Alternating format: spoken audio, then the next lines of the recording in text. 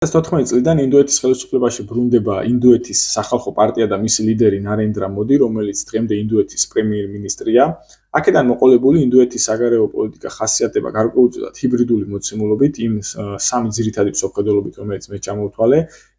ის აერთიანებს მაგალითად ჯავაჰარლალ ნერუს ხედვას სამხედრო მიმხრობლობის თვალსაზრისით, რომელიც დღეს შეიძლება გადავთარგმნოთ ინდოეთის სტრატეგიულ ავტონომიად საგარეო პოლიტიკაში, საგარეო პოლიტიკის წარმოების მიმართულებით.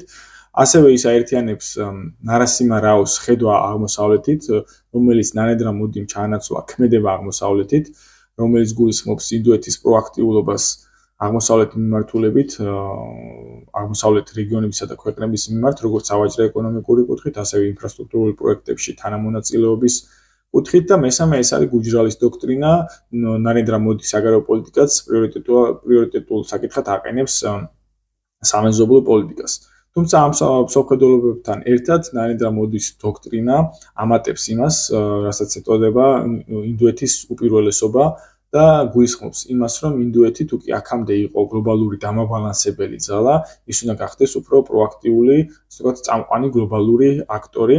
ასევე ნარენდრა მოდის საგარეო პოლიტიკურ მსოფლმხედველობაში შემოდის გარკვეულწილად რბილი ძალის საშუალებები, ინსტრუმენტები, რომ მაგალითად ინდოეთმა საკუთარი კულტურა უნდა გაიტანოს მის სამეზობლოში და არა მარტო მის სამეზობლოში, არამედ მთლიანად აზიურ სივრცეში და ასევე ინდოეთმა გამოიყენოს მისი საკმაოდ მსხვილი დიასპორა, რომელიც არსებობს ძირითადად დასავლურ სამყაროში და დიასპორის მეშვეობით გარკვეულწილად მისი პოლიტიკური ინტერესები გაატაროს გლობალურ დონეზე.